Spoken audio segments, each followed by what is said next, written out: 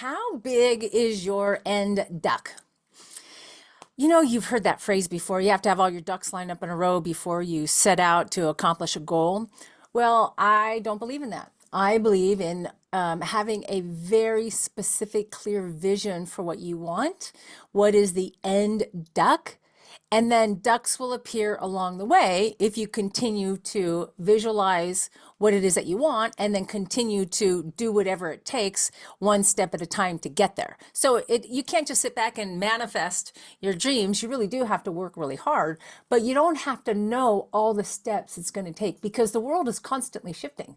In fact, I was on 2 calls today and interviewed on a podcast where AI is really a part of today's vernacular. So there could be a lot of AI in the world, but you cannot replace human connection. I've been speaking in the food service industry for the last 20 years, and a person that I met at that first conference that I spoke at in 2005, she was in town for Pizza Expo, and she came in early so she could stay with us and she could spend time with my Frenchie and myself, and it was great. But it reminded me how important it is to have human connections. And then she's referred me to a number of her clients in the past. And business is secondary to how important those meaningful connections and relationships are.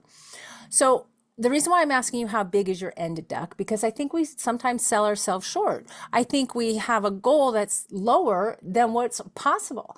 I think if you look at what your ultimate bucket list dream is, why not make it bigger than you thought? I was interviewed today for a podcast, and I promise you I will send you the link when it airs, by a gentleman that I just met through a referral from someone else in the food service space. And I said, well, tell me about you, because I hear you are pretty incredible. And he said, well, I was a busboy at a restaurant, and then I ended up being the CMO. And then I started my own online ordering business for restaurants and raised $100 million. And I'm like, wow. Incredible. I want to hear your story. And he asked me in the podcast interview, he said, well, how did you go from a suicide prevention counselor to Hall of Fame motivational speaker? And I said, well, it started with the vision. It started with having my end duck. And every job I took, whether it was for marketing for a finance company or working in the home office of that finance company as a training director, a training officer, and then working for a contract seminar company, to starting my own business. Every step I took was moving me toward where I am today. But I didn't know when I worked for this finance company, I was so young out of college, I didn't even know they had a training department. So I knew what I wanted to do. I didn't know I had that opportunity within the same organization that I worked for. So in this Front Row Friday, I encourage you to do 2 very specific things. Number 1, look at your end duck. How big is your dream? How big is your bucket list goal? And maybe, just maybe, revisit it and make it bigger than you thought possible, because I don't want you to be like me and think smaller than what's possible. And then number 2, I know you can study AI and what it can do for building your business, but go back to the people that matter to you most. Reconnect with the people that matter to you most.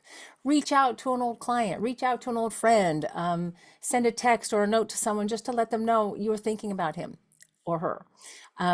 So realize human connections will always, always be important, but we have to water those relationships. We have to nurture those relationships, and they will grow and grow and grow. And over time, just like my friend Joe Prout, who came to visit, those roots go deep because we have nurtured the friendship over the years.